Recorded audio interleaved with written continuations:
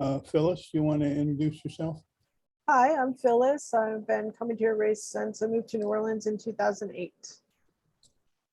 And Nora?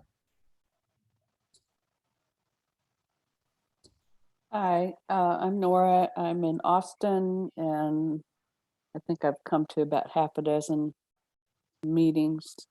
Yeah, that's it. Great. Marla? Hello, I'm Marla. I've been coming to Erace meetings for a little over a year. I'm in the New Orleans area. Great. Louise? Hi, I've been coming to Erace for over 2 decades, off and on, from New Orleans and now in Austin. Louise, can I ask you what your last name is? Johnson? Okay, the reason why I ask is I have a Facebook friend named Louise Fenton, but Fenton? yeah, but that's not you, obviously. Well, you would recognize my posts, I think. Well, okay, I'll look for that. Marva? Good morning. Great to see everyone. I've been attending Erace post-Katrina, and I look forward to seeing everyone and talking and sharing my ideas.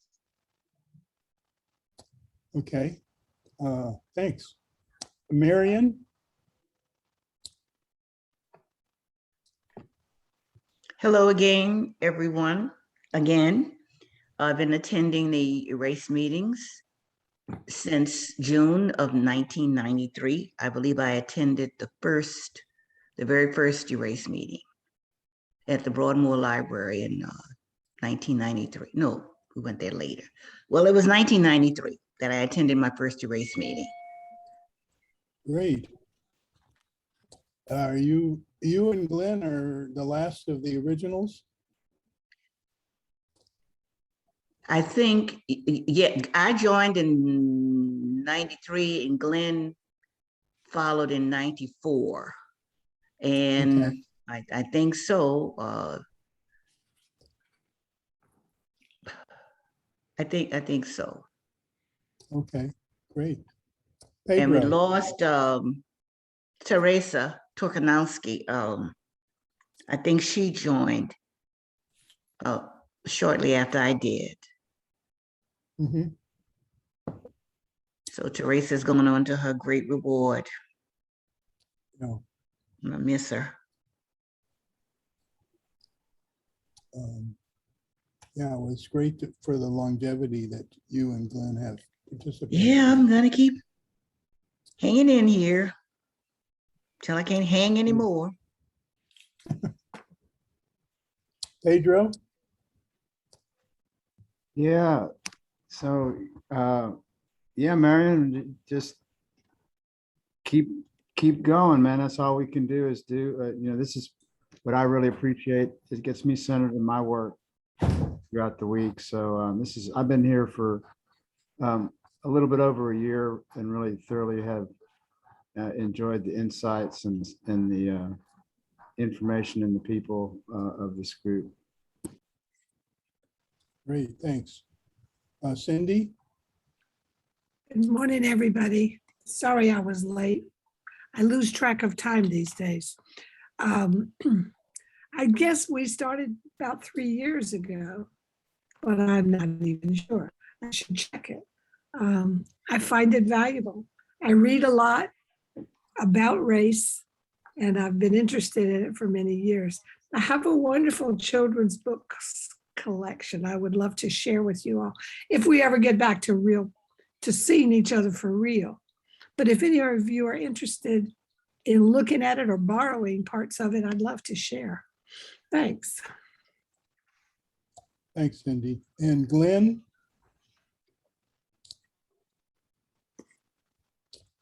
Glenn? Okay. Glad to be here this morning. Everybody already said how long I've been here, so look forward to today's discussion. Thank you. Erace is a group that was founded in '93 to provide a forum for a diverse group of people to get together and talk about the difficult subject of racism in a shared and comfortable, supportive environment.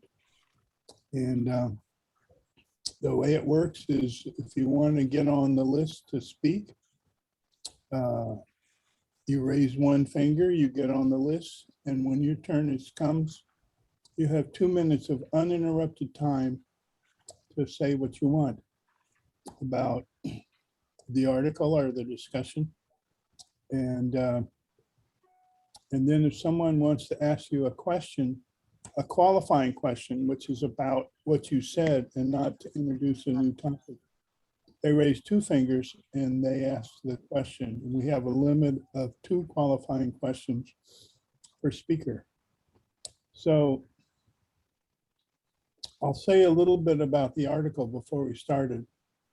First of all, I am not suggesting that we get rid of Thanksgiving. I think it's wonderful that we have a holiday where family and friends can get together and share food and acknowledge their blessings and the blessings of family and friends. What I would like to do is to decouple this family event from the myth of the first Thanksgiving. And it's like Columbus Day. This is a day of mourning for the indigenous people, for all the atrocities that have been forced upon them. And I knew the Thanksgiving story was a myth, but I wanted to get more details and to confirm my understanding. So I first saw this article, not this one, in the Boston Globe. So about how Thanksgiving was a day of mourning for the Wampanoag people. And so then I Googled and I found this Smithsonian article, which gave a lot more details. And it was interesting that when the Pilgrims came to New England, the Wampanoag and other local tribes had been interacting with the English for almost 100 years, because the English had sailed the coast, they had raided settlements, they had taken indigenous people to sell as slaves for the last 100 years before the Pilgrims arrived. And several members of the Wampanoags spoke English as a result of that. So they were able to engage with the Europeans in English. And the article, and I'll say more, it talks about how the myth was first created to promote tourism in New England and to justify, and later it was during the era of Jim Crow, it was used to justify white supremacy and colonialism. And it's like the racist memories of the Old South with happy dancing slaves, which of course was a big myth as well. So we have many of the holidays, including Columbus Day, were myths that were created to support white supremacy and colonialism. So I look forward to the discussion, and I'm going to get to a blank page. And well, I'm going to take a blank page. Here we go. Oops. Sorry for the delay. I thought my notebook had more blank pages, but they're all done. Oh, the other thing I want to talk about, but I'll save it for announcements, is I talked to the Legacy Project people. We had a discussion about the Legacy Project. I'm sorry that I'm having a senior moment now. No, the woman from Atlanta. Beatrice? Beatrice had talked about going to the Legacy Project. And so we have a local group that is carrying on the work of the Legacy Project in Orleans Parish. But I'll do more details in the wrap up. So the list is open. And I see Marion, and I see Marva, and I see Louise. I'm going to start my list. You might have to do it in alphabetical order according to either the first or the last name, because Louise's finger went up, Marva's finger went up, my hand went up simultaneously. So you might want to do it in ABC order. In that case, yeah, you and Marva have the same first three letters. So in that case, it's Louise, Marion, and Marva.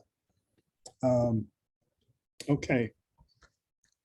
So Louise. So I don't know if this is the appropriate time to talk. Well, it seems it is, but the land acknowledgement that I had mentioned to some of y'all, not all of y'all, a land acknowledgement being at the beginning of any meeting, government, private, public, whatever it is, to acknowledge the land of the tribes that once lived there. It's just a quick thing to, say, basically, that we're on this land of the tribes of whatever. I think that would be a nice thing to do with Erace before every meeting. And also, this is a huge, Roy and I have always been very much, in fact, I don't know if you can see my poster there of all of my native chiefs. Anywho, it's been a big issue with us. We really love the fact that we're having a meeting about Indigenous people. So I'm very into this. And also, as far as Thanksgiving goes, yeah, I do think we should, I'm not with you, Bill. I mean, we could just think of something else. It's too late now. Everyone thinks Thanksgiving is this friendly meeting between the Indians. So I don't think we should have it. I mean, it's nice. We can have something else to get us all together and family and gathering and be thankful, which is something we should be doing more than once a year, perhaps. But it's very badly treated and taught in schools, so we should stop now pushing this, basically a bunch of lies about how, number one, America was founded, and number two, how Thanksgiving began. I mean, it really is just a bunch of lies. So that's my feelings. Well, I agree with you, but anyway, I'm not supposed to talk. Okay. Oh, hey, can you just tell me how is my volume today? I managed to do something on the computer that lowered it. It's good? Great. It's fine, yeah. Bill, I wanted to point out that Glenn has a hand up. Oh, okay. So the list is Marion, Marva, and Glenn. Anyone else? Okay, Marion.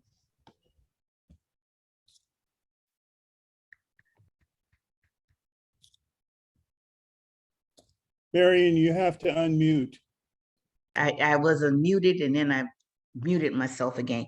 I can't begin to tell you how sorry I am, because of the first 15 years of the 41 years that I taught third grade. And when November rolled around, the week before we went out for the so-called Thanksgiving holiday, the third graders from first grade, from kindergarten all the way to third grade, really focused a lot on the celebration of Thanksgiving between the Native Americans and the colonists. And I have deep regrets about that, because coming toward the end of my teaching career, I began reading and hearing information that this was not the great, wonderful celebration that I, as a child, was taught, and taught it to my third graders. So the first inkling I got that this wasn't quite what it was all crapped up to be was an article in a high school newspaper that the colonists had exploited, the Native Americans had taken their land, had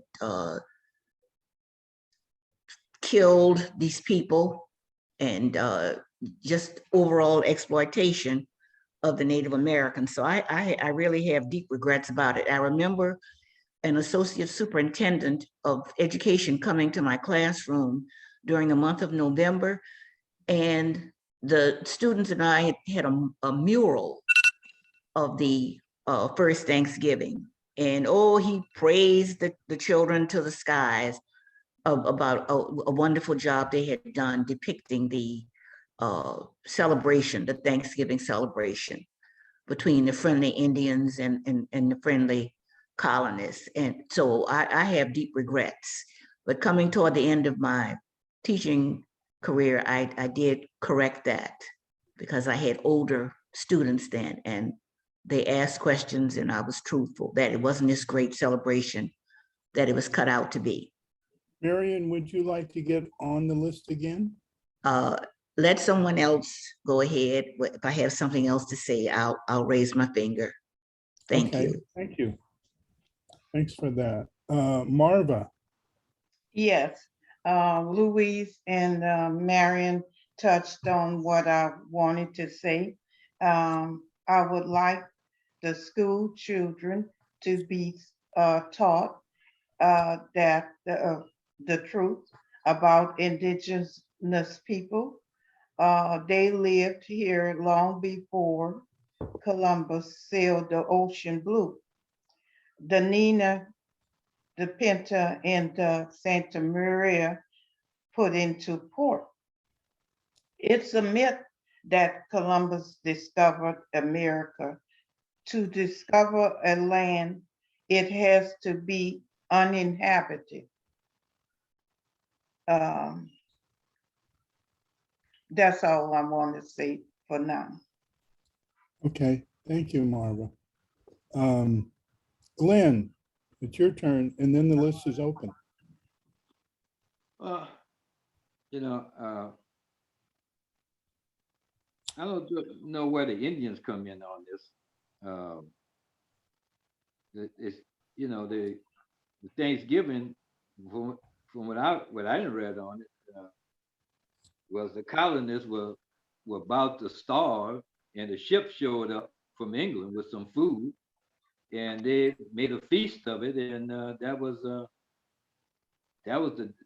beginning of the. Marva, I see you. That was the beginning of that holiday. So you know, and I'm sure that in somewhere in the history that Indians did bring them some food, but you know, the Indians was not a food basket for other people. They weren't, you know, people had to take care of themselves. They didn't, you know, they weren't going to feed the colonists, and they had to worry about feeding their own people. So I don't know how it came in with the Indians and all that. That's it. Okay. Marva has a clarifying question for you then. Did you not know the Indians, they was used to the climate, and they instructed the foreigners to how to plant corn? Yeah, I was aware of the, you know, where they landed at on Plymouth Rock, the earth was more sandy than it was dirt. And they used to tell them how to put the fish, the dead fish and stuff into the soil to, so they could be able to grow some. Yeah, I know the Indians they learned things from the Indians. Yes. Oh, that's correct. Marva, did you also have your hand up to speak again? No, I thought I covered in my question. Okay. The list is open. Marion, Phyllis, and Cindy. Wait a second, let me get on this list. Okay. Anyone else while I'm writing? Okay. Glenn has his hand up Hey. again. Who? Glenn? Oh, and Glenn, yes. Sorry, I didn't see the hand. Apologize. So we got 4 people on the list. Marion, Phyllis, Cindy, and Glenn. So Marion, you go first. Unmute. Marion, unmute.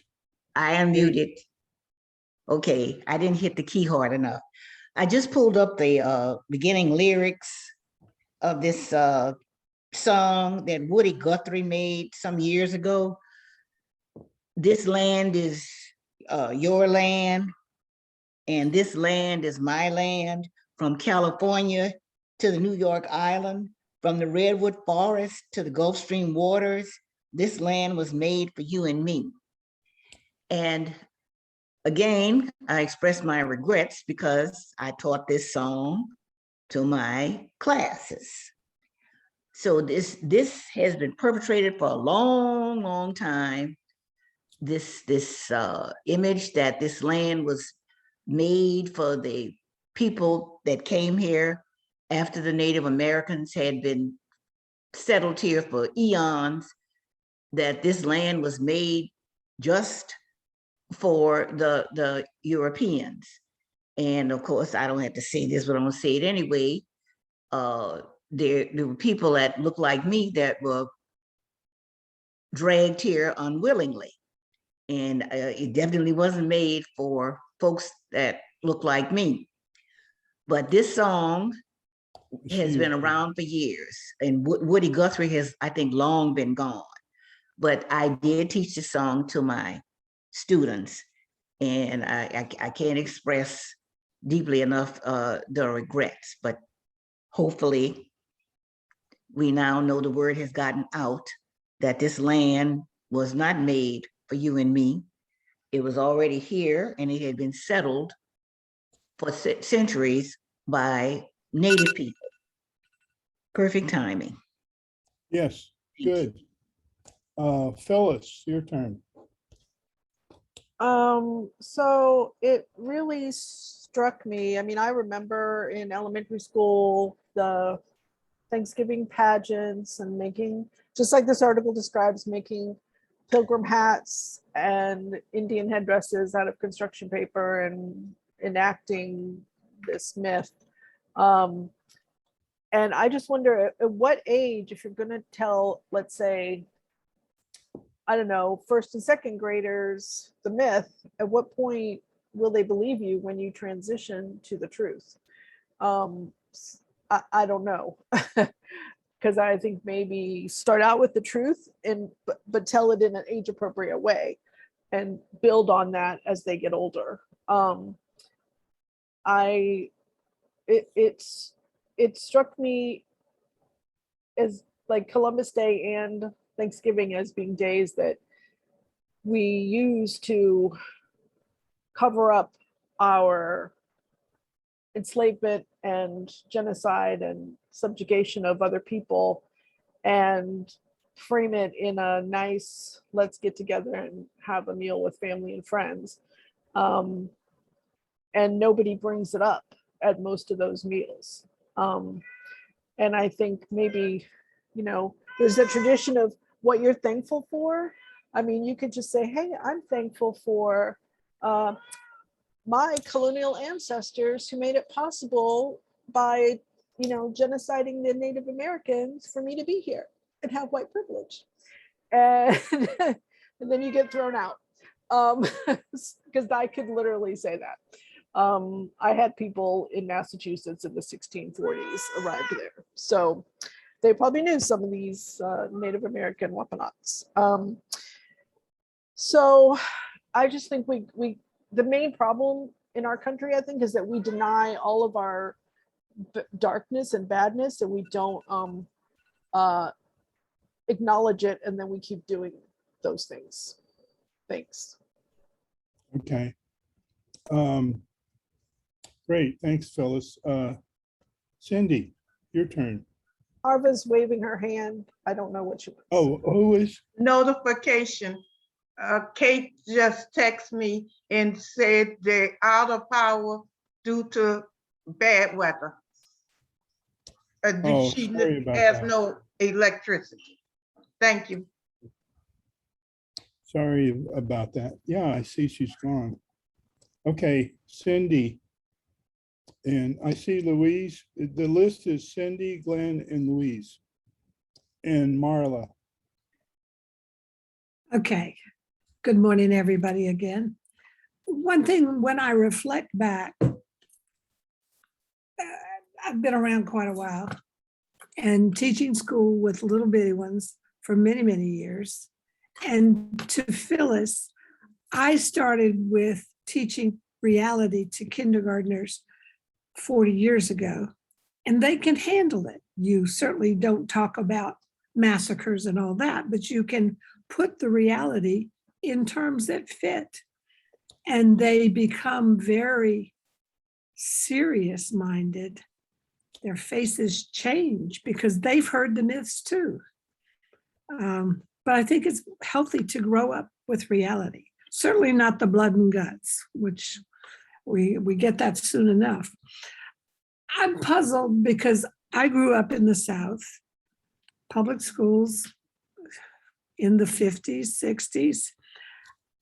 When did the knowledge, well, there was no knowledge then in the way I was taught or what was in the textbooks about the diversity of the Native people, how many different groups there were, and what happened.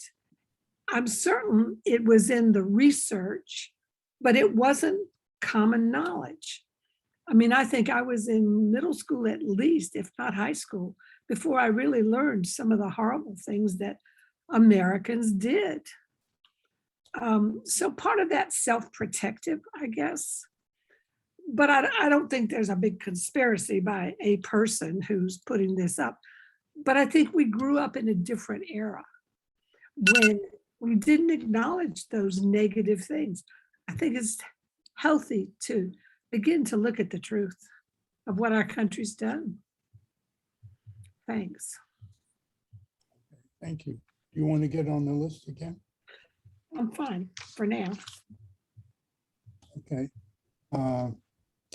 Glenn, it's your turn. You know, I don't know what Thanksgiving got anything to do about, you know, what the atrocities that happened. What, you know, now, let me tell you, when it comes to atrocities, the Indians committed a lot of atrocities too. Before there were any Americans here.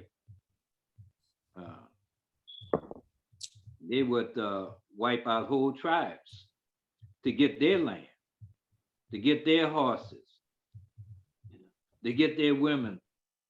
You know, so you know it was a period of time in human history where everybody hands are dirty for as human beings are concerned of what they did, their inhumanity to man.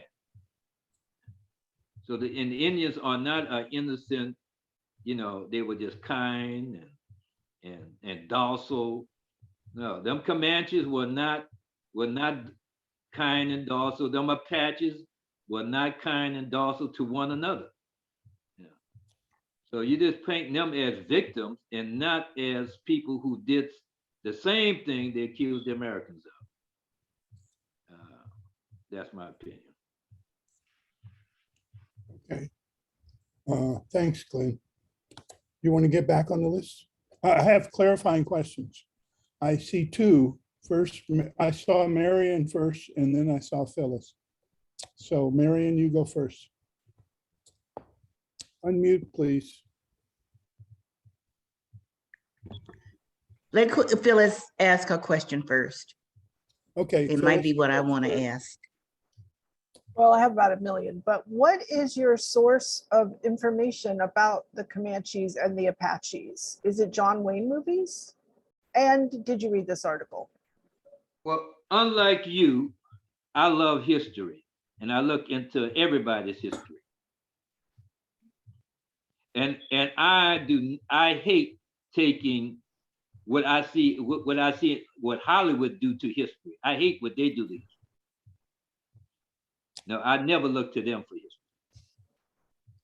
Hours and hours of study of history.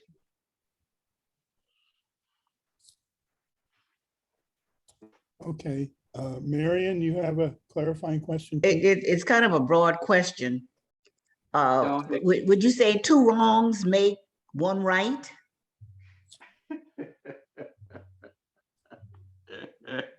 Phyllis, you want to get on the list? Yeah. 2 wrongs, no, do not make a right. All right, I Okay. wanted to, well, it was 1 question. Okay, I can't ask another one. Okay. Oh, you can get on the list though, Marion. Would you like to get on the Yeah, list? but whoever is the last person on the list, you can put me behind that person. Yeah, the list is now Louise, Marla, Phyllis, and Marion. Okay, Louise. All right, so added some stuff since Glenn said that about the Indians being warmongery. There were certain tribes, and for sure, Comanche and Apache were, you know, not the most docile, as you say, but millions of other tribes were. I mean, it was a very small percentage that would raid others and keep other tribes as slaves. It's, you know, I don't know why you're making it out that all Native Americans were a bunch of, you know, mean people and deserve to be killed and given diseases. And anywho, moving on from that, don't feel bad, Marion, about teaching that song, because he was a really good bloke, actually, Woody Guthrie. He was a really good bloke, and he wrote that song in a reaction to the song God Bless America. So it's kind of a Marxist reaction to that, trying to say that it was more classist, you know, it was more about class, that everyone owned a part of this land, you know, it wasn't just belonging to the rich and wealthy, which apparently it is anyway, as we know, unfortunately. So it wasn't really, you know, he was a good guy, Woody Guthrie. And so that's, you know, what else was I going to say?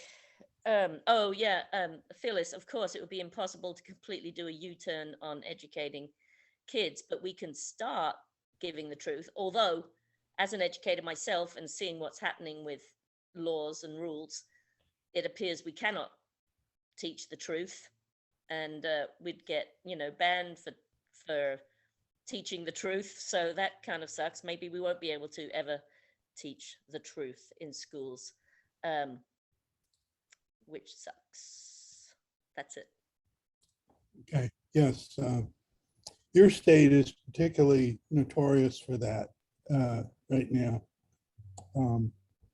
Good Lord. Marla. Bill, did you get my finger? Oh, Glenn, do you have a clarifying question, or you want to speak? No, just one finger. Okay, you're on the list after Marion. So the list is Marla, Phyllis, Marion, and Glenn. So Marla, your turn.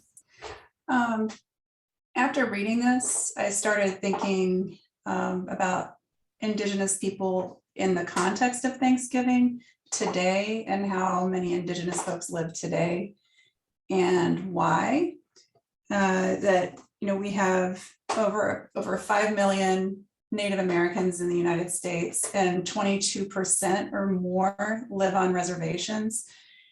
And then, you know, I went down the rabbit hole of healthcare and disparities in healthcare and all of those things that exist really, at least in part or more so than in part, by how we try to impart Western civilization on Indigenous people.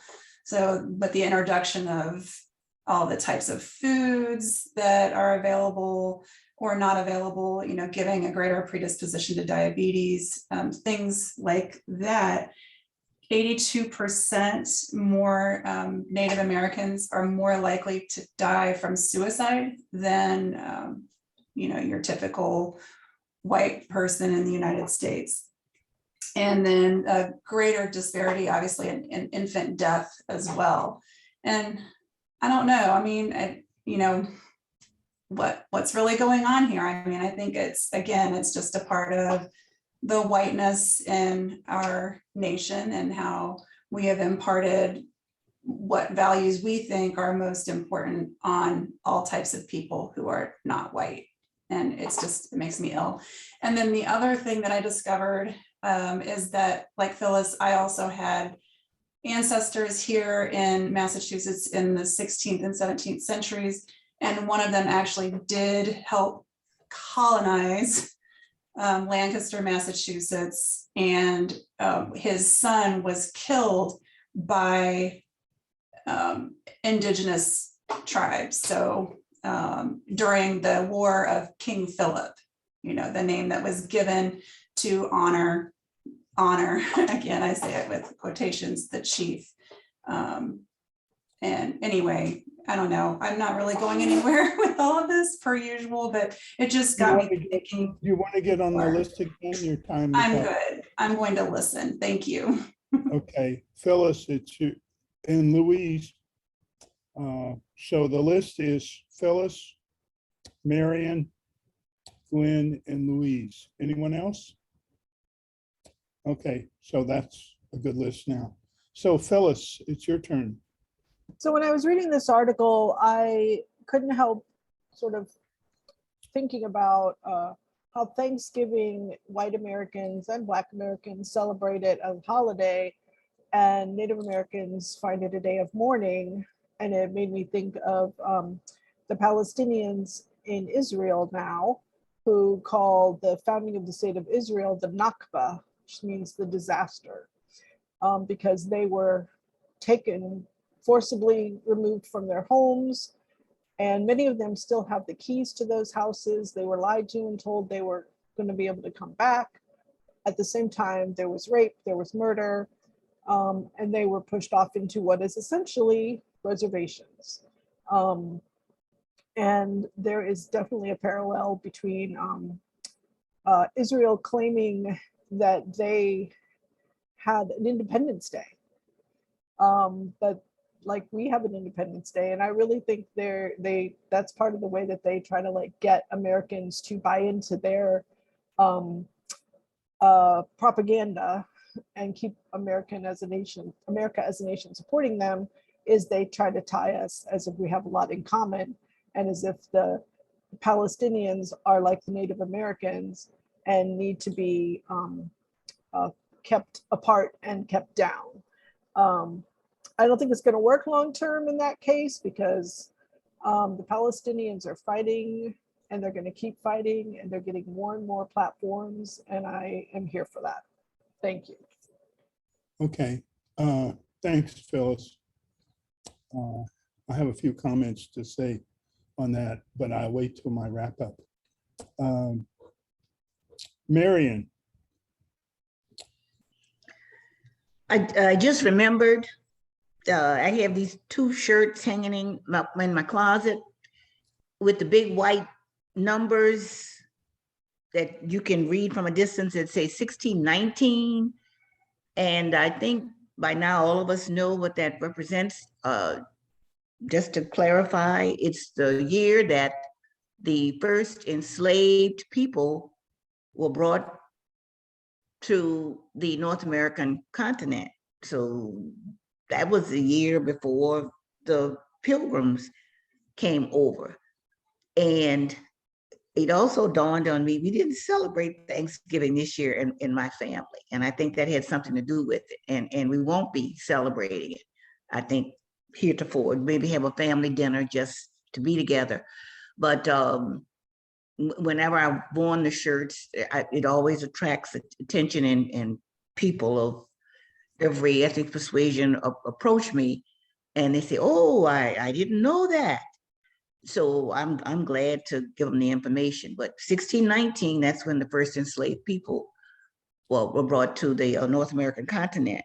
So that's all the more reason maybe Thanksgiving shouldn't be celebrated, because I'm quite sure those Good enslaved to see you, people Phyllis. weren't sitting around the table enjoying deer and pheasant and pigeons or whatever the cuisine was in those days, because I think they said it wasn't originally turkey, but that did come back to mind, the 1619, and this woman, I think on the East Coast, is promoting the 1619 project to make people aware that the first enslaved people were brought to North America in the year of 1619, the year before the Pilgrims landed, as we say.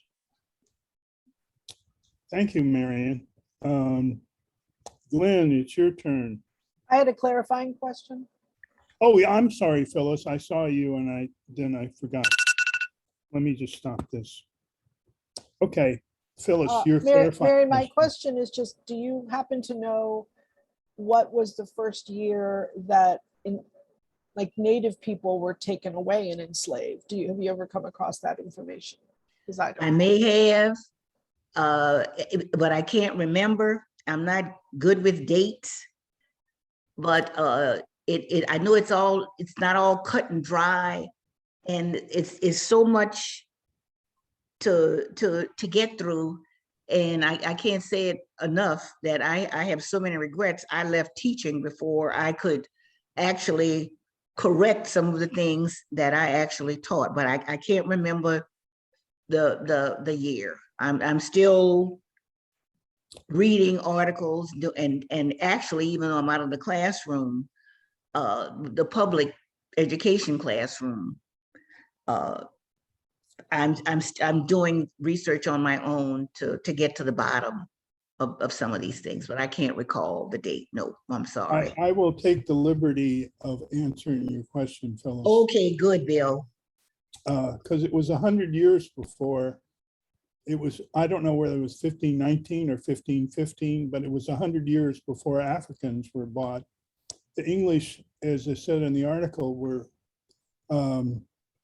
being like the Vikings. They were raiding the North American coast and capturing indigenous people to sell as slaves 100 years before Africans were brought to this country. And so anyway, I won't dwell on that because I'll save it for the wrap up. Glenn, it's your turn. Yes. First of all, I want to agree with something that Louise said about Guthrie the singer.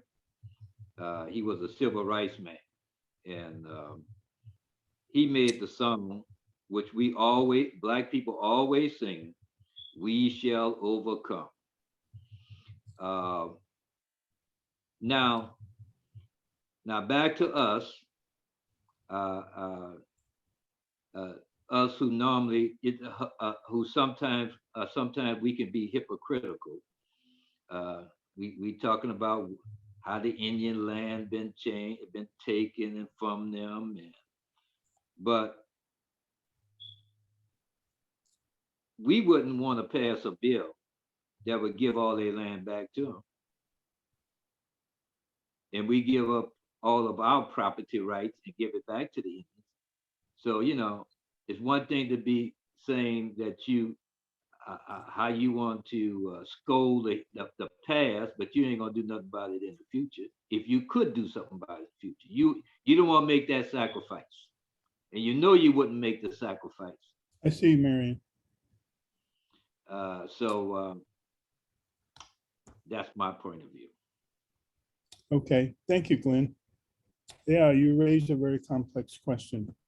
Marion has a clarifying question for you. I didn't think she would have one. Go ahead. Marion, unmute. Did it Marion, again. there- Wouldn't you say, Glenn, that reparations would be in order? And I think they are to and I believe that some land in the past has been given back to I can't name tribes. So All don't right, find now, is you making a statement or are you asking me a I question? said, wouldn't you believe that I heard that. reparations So, would be so in order? I heard that, so now allow me to answer. No, By all means. and because if you go to make amends for everything that has happened to people, you're gonna give reparations to everything. You had to give reparations to the Irish. You had to give reparations to the Jews. You had to give reparations to almost everybody. We'll be reparation out. Now that's my opinion on that. Okay, thanks for answering that question, Glenn. So Louise, and then the list is open. So, as Bill said, you know, it is a very complex point, Glenn, for giving land back. Yeah, obviously, we're not just going to say, here we go, we're going to move out of our house, it's yours. I mean, that's obviously ridiculous, but some kind of, just something, and I don't have an answer for that, but just some kind of acknowledgement, some kind of something for sure. Also, Marla, I see you. I wanted to say, Phyllis, I agree so totally with you about the Israeli-Palestinian conflict, which is another hot button topic for me. And we certainly don't have time to go into that today, but I totally agree with the atrocities that are going on there that is ignored by Western countries. So yeah, it's hideous what's going on there. On a lighter note, Roy and I, many years ago for Thanksgiving, we invited all our friends round and we made a meal with native foods, used native ingredients and made native recipes, which I am a good cook, but I have to say it was very challenging and but it was delicious. And we actually wrote down and found each tribe and found some, and we wrote them on postcards and put them around the table, and everyone knew where the dishes were coming from and what the people were, where they lived, etc.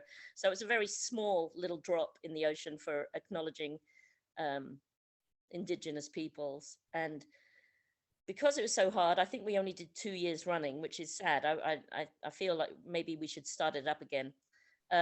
Obviously, I wasn't raised celebrating Thanksgiving coming from England. So it was a whole new thing coming over to the States. But that was all I was going to say. Okay, thank you. Let me just stop this. Marla, it's your turn. I just wanted to add a quick thing on the reparations comment. Reparations don't have to be returning land. I mean, that can be part of it, or giving sovereignty and that sort of thing.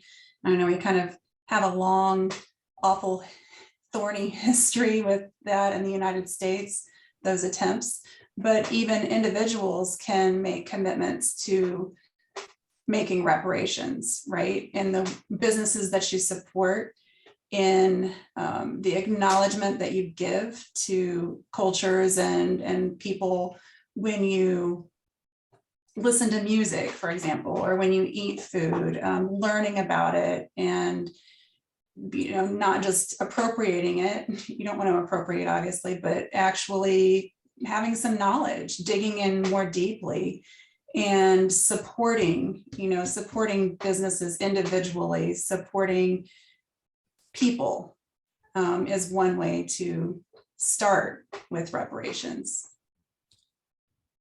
Thank you. Pedro, I see your hand. So it's your turn. Oh, okay, great. Yeah, I had a couple of comments. Interesting discussion. I wanted to go back to really a comment that was made. I think at the very beginning, but I think it was Marla that was talking about the indigenous folks.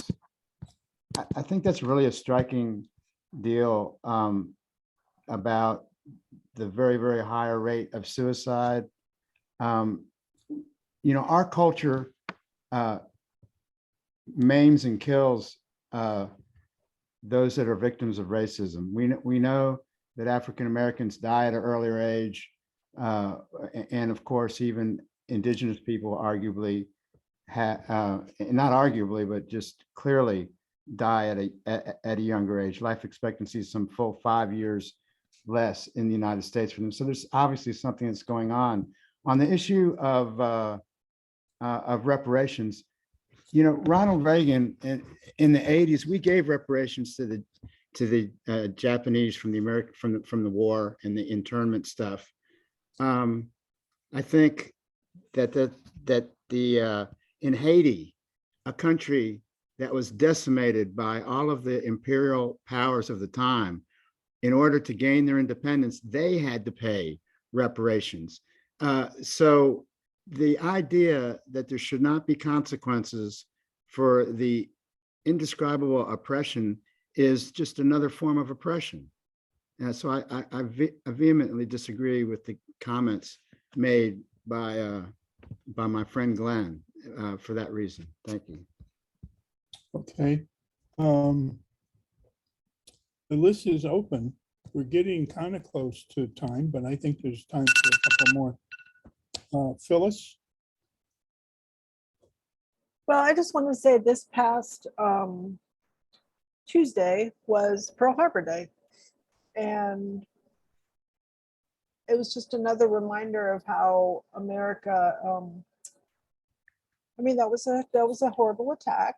Granted, it was war. We were under attack by people that we were fighting, or would soon be fighting, and led to the atrocity of us bombing Hiroshima and Nagasaki. And I heard recently this week that the general who ordered that basically said it wasn't to save lives, as we're often told, but it was to send a message to the rest of the world that America was crazy and dangerous, to make them fear us. And lots of people feel some pride about that attack on Hiroshima and Nagasaki, and I think it's horrible. And they showed us a film with horrible images when I was in like high school. But it reminded me when I lived in Berkeley, the church I worked at as an administrator, one of the members who was older and was not old enough to have been, there at that time, was like, did you hear about what our church did when they were interning the Japanese? And this being Berkeley, I'm like, ooh, what did you do? She's like, well, we were one of the places where the buses picked them up to take them to the internment camps, and we provided them sandwiches and coffee. And I was gobsmacked. I see you, Glenn. I was astounded that that was something this person was proud of, and then made the comment, well, it was a different time. We didn't really challenge the government back then, but people have always challenged government. Thank you, Glenn, for that. Glenn, you had your hand up, so it's your turn.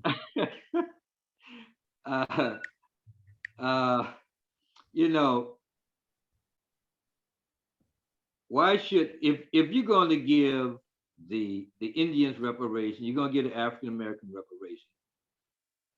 Why not give what about all the other people, like the Irish I mentioned, how they were treated?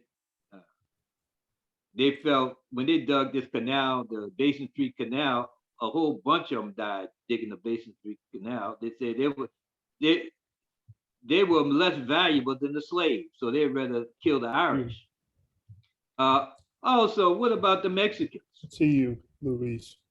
You know, we took Mexico from the Mexicans, you know, and some other in California, you know, why not give them reparations? Why just you're gonna limit it to the Indians or the African Americans? And what about the Chinese? How they were mistreated? Don't they deserve reparations also? Why you just, I mean, the Hawaiian, they deserve reparations. Where it's gonna stop at? That's the point I'm trying to make with this reparation deal. Okay. Okay, we have Greer and then Phyllis. And then I think probably we might close the list. So Greer and Phyllis. Greer, it's your turn. I can't speak for everybody else, but I'm going to say I think as an African American, African Americans do deserve reparations. You took a people's history, culture, language. You took everything for them, sold them as chattel, abused them, did medical experiments on them, and you legalized the agenda through politics, legislation, documentation to control how we live and die in this country from cradle to grave. So if anybody else wants reparations, I'm not going to stop them from getting it. But I do believe African Americans who built this country on free labor, lived, died, and toiled to death, having no autonomy or control over body, mind, and soul. If you could give reparations to slave owners, you can give reparations to the slaves. That's where it ends. Yeah, I would just say amen to what you just said. But I'll get to more of that in the wrap up. So I think, Phyllis, you had your hand up. Go ahead. So maybe if we had to pay reparations for everyone that we wronged as a country, we would learn to stop wronging people and taking them and their belongings and their lives and their labor and misusing them. Maybe that would teach us a lesson, and we deserve the lesson.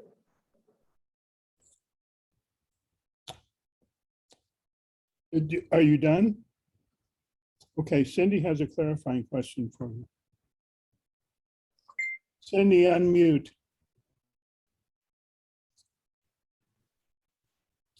I totally agree with the idea you're conveying, but do you really think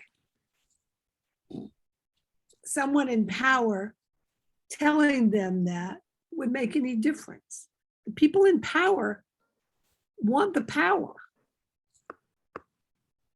I'd love to see us figure out how to not let them have it, but I'm not sure we're strong enough.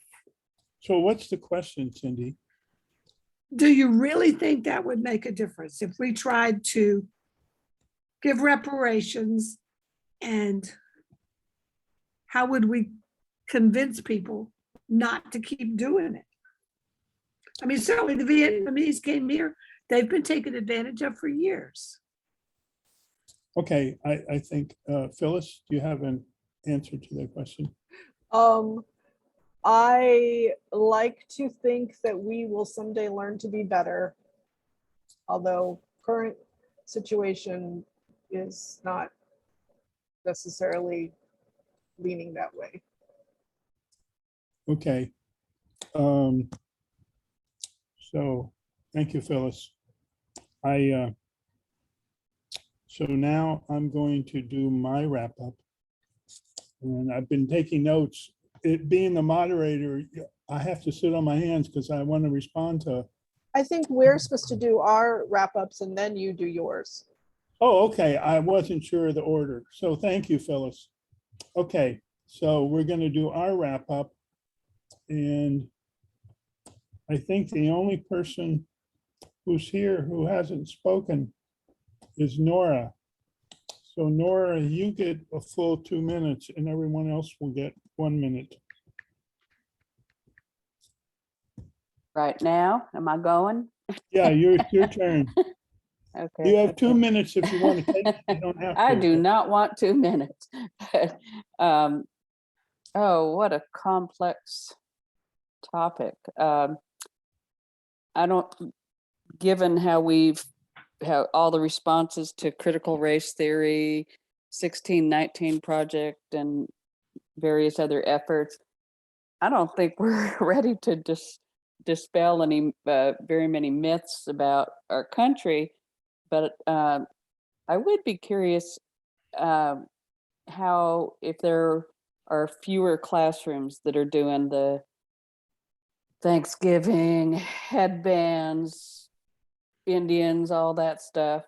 Oh gosh, I had one other comment. And just thinking about the parallels of bringing it locally about the owning class and how we colonize parts of our communities that are more that have more minorities.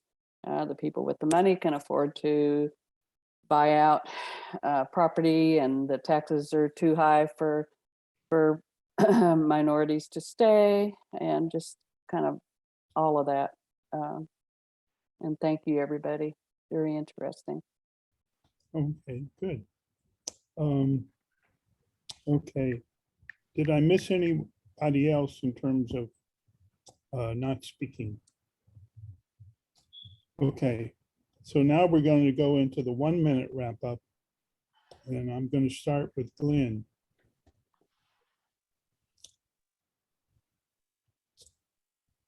Glenn? Well, yeah, it was very interesting, and I'm not sure I learned anything from the opposition. I hope the opposition learned something from me. And yeah, I wanted to. Well, no, I'll leave. After we take the camera off, I guess I'll say something else. Yeah. Okay. That's it. All right. Marla.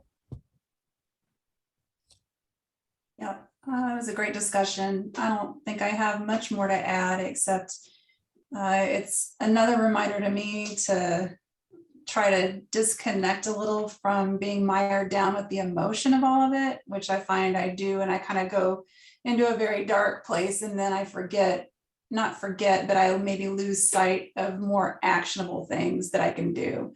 So even just little things that individuals can do on there and to promote awareness, or increasing, your overall acuity and understanding of something it's just a really good reminder. So thanks for the great discussion. Thank you, Marla. Louise.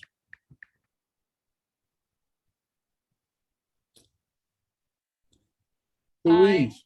Yep, sorry, I was otherwise engaged. I feel I have said enough today, but this was Glenn, you be quiet. And stop thinking that we're all the opposition. What do you mean? I agree. I We're all agree. in this together. That's not the right attitude, brother. That's not the right attitude. We have different opinions, but we're not against each other. I'm certainly not against you. I love your conversation. So this was a great conversation. Thank you. All right. Okay, Marva.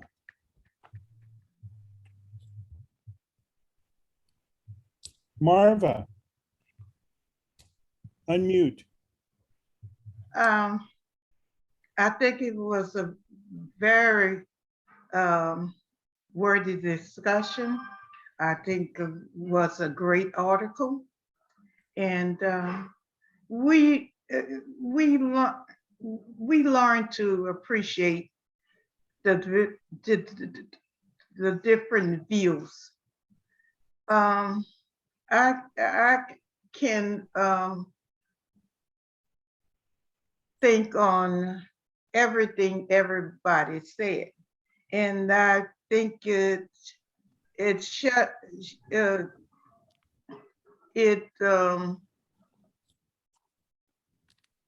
would behoove us to not attack each other and say not. I don't think I could remember Glenn's statement. Okay, it's was addressed to Phyllis, and he said, unlike you. I think that should have been worded a little better. No, Okay, no, I'm thank gonna call you. you back. Can I We're call you not back? gonna- Glenn, we're gonna not do Thank you. crosstalk. Marion, well- now it's your turn. Oh, Glenn is muted. Okay, I don't know why his voice comes in. I just Anyway. muted him. Oh, you muted him. Okay. Yes, because he Uh, missed Mary- everything Marva just said. Okay. Do you want to repeat your last sentence, Marva? In his address to Phyllis, he said, unlike you, I should have addressed it I earlier. listen to history. I listen to a lot of history. No Oh, crosstalk, Glenn. You accuse it, in other words, you accuse Phyllis of not dealing in exploring her history. Unlike you, I deal Okay. with explaining and researching history. And that Okay. was a statement uncalled for. Yeah, thanks, Marva. And I agree with you. We definitely have different opinions, and that's good because that generates discussion. Yes. But I think we're all in the same overall camp of opposing the exploitation of people, whether they're African Americans or indigenous people. And we just have different ways of dealing with it. So Marion, I'd like to thank you, Bill, for the topic. I thought it was very appropriate. The timing was excellent. And I also want to say I enjoyed listening to everyone's comments. I agree 1,000%, 100,000% with us not attacking one another. As I said in some online comments some time ago, we are all mortal, we are all flawed. And that there was one person that called me a jackal because I dared to say that our former president was mortal and flawed, as we all were. And we have to be careful not to demean people. We don't have to elevate human beings on earth to the same level as the creator, but then again, we don't have to tear one another down either. So I sincerely appreciated the topic, and I appreciated everyone's sharing their opinion. We are all mortal, we are all flawed, but we should all respect each other's thank you. opinion. Yeah. Pedro, it's your turn for a minute. Yes, I just wanted to return to the subject of reparations. First of all, everyone that had, I think if you look at it from how Glenn was presenting, how we would never be able to satisfy everyone, I think that's the wrong deal. It tends to cover up the atrocities. Dr. Darity, speaking about reparations, and I'm talking about the guy at Duke University, he's been asked many times, what about everybody else? He goes, well, everyone else should move forward and seek reparations. I seek it for African Americans, and that's what the focus is on. I think if you look at the wealth divide, you really have to look at the wealth divide. some 2,000 billionaires own more wealth than over half the population of the world. That's how they've gotten their wealth, is through this history that deserve reparations, is my point. Thanks to John Conyers' work. Thank you. Thank you. Cindy, it's your turn for a minute. It's interesting, right behind Pedro, because what I want to say very much fits with what he said. Adding another element, I think corporate power with its financial weight, as well as its depth of possibilities of influencing, is a tremendous power in this day. Certainly rich people, yeah, but mostly corporate power. Scares me. They run our country more than the people run our country. And that's not the way it's supposed to be. Thanks. Thank you. Phyllis, it's your turn. I thought this was a good article to spark a really interesting discussion, and I appreciate the comments and opinions of others. Thank you. Good, thank you, Phyllis. Greer, it's your turn. Okay, I just have to say, when countries expand and they enter new territory, they act like people weren't there before they got there. Right. And if you look at the history of Australia, look at their history with the Aborigines, you look at the history of the United States with the Indians and the stolen Africans. The one thing that they have in common to this day is they stole the children of these people and tried to, either they used them as chattel or they tried to reprogram. And when you take a child from a parent, they lose who they are. And those ramifications are still alive and well today, and all affected all these people. You can't go someplace and not just coalesce with the people, but it always has to be a destruction, never a coming together. That's it. Thank you, Greer.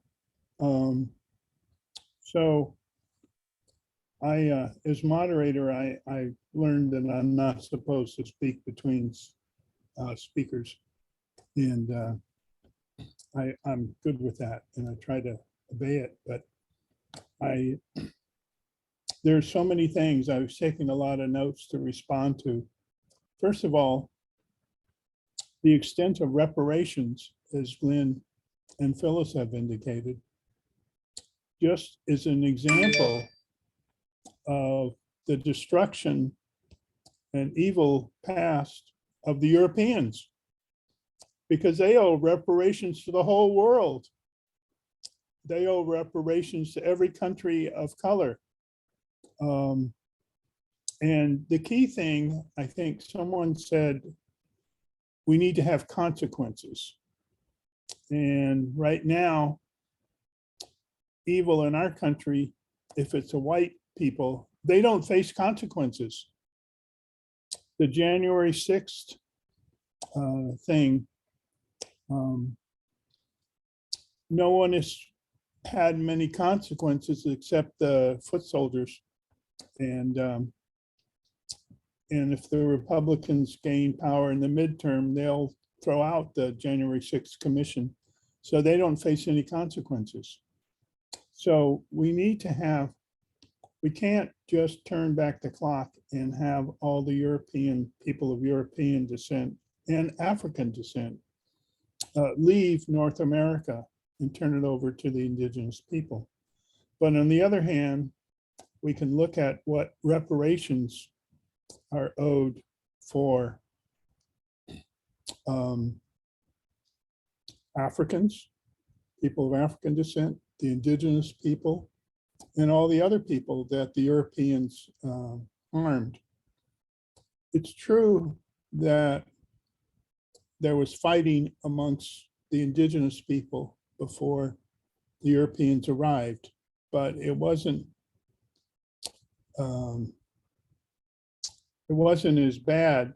It wasn't as intense. And part of that was the Europeans had better weapons.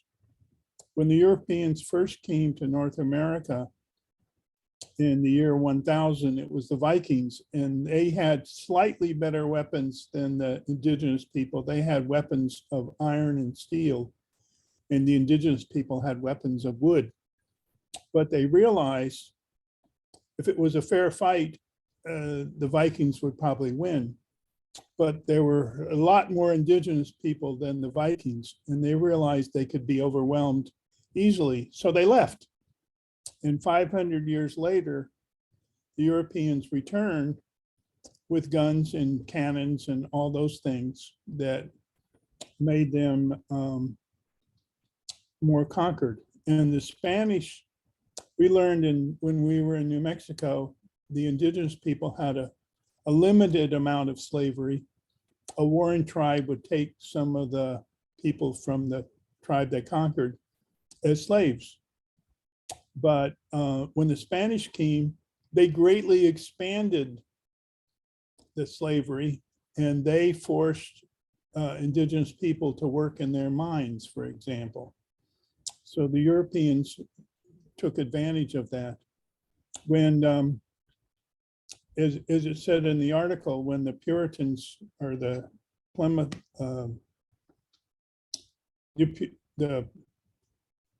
the Mayflower people came, the reason why the Wampanoags aligned themselves with English was because they were more threatened by their natives, their neighbors.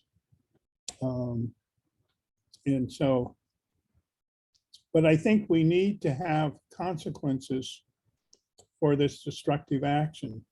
And as people of European descent, well, those amongst us who are, there's a lot of reparations that we need to face up to.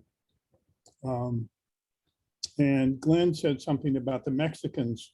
That's a really interesting, complex story, because the Spanish stole Mexico from the indigenous people, from the Aztecs. And then the US stole a third of Mexico in the Mexican-American War. So we would have to give reparations to the Mexicans, who in turn, those of Spanish descent, would have to give reparations to the indigenous people that they stole the land from. Alaska, we purchased Alaska from Russia, but there was no regard for the indigenous people who were living there. They were just part of the land. So no one consulted the indigenous people when Alaska was purchased from the Russians.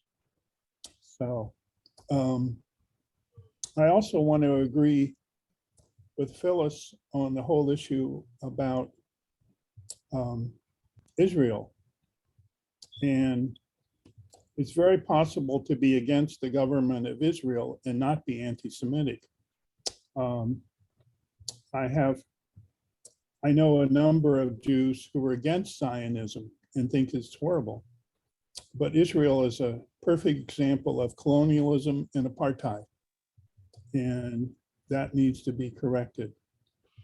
The Woody Guthrie song, when Marion sang it, I saw it in a whole new light, because like you, like Glenn and Phyllis, Glenn and Louise, I knew that song is a populist song about fighting the oppression by the wealthy class. But if you listen to the words, it's also could be interpreted as a song of white privilege. This land is our land. So anyway, I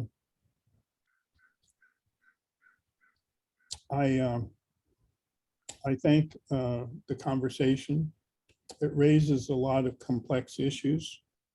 Oh, by the way, I think Phyllis and maybe it was Marla who talked about having ancestors in the 1600s in New England. I did too. My ancestor came in 1635 to Cambridge, and then he was recruited by the New Haven people. I don't know if he fought in any of the Indian wars, but one thing that means is there's a good chance that we're related, because 2,500 people, 25,000 people survived the Great Migration from England. And then by the colonial times, by the Revolutionary War, there were 1 million people. So they had propagated out. So anyway, I could ramble on. Oh, and Louise talked about cooking indigenous food. We went to the Museum of, and this is the title of the museum, not my words for it, the Museum of the American Indian, which is right near the African American Museum. And they have the best food court in Washington, because the foods are foods from the various indigenous people who are represented in the museum. So thanks to everyone for the conversation. And one thing about the atomic bomb. My father was in Army intelligence during World War II, and so he had access to a lot of information. And he told me the main reason, I'm not trying to justify the atomic bomb when I say this, but the main reason is a demonstration to the Russians, because the Russians had 6 times the amount of troops in Europe as the Allies. So if the Russians wanted to, they could have taken all of Europe. There was nothing to stop them except the potential threat of the atomic bomb. Now, that doesn't justify dropping the bomb on civilian targets. Maybe they could have sunk a Japanese battleship and done the same demonstration. So I'm not justifying Hiroshima and Nagasaki, but that was why we did it. So have a great week. And I wanted to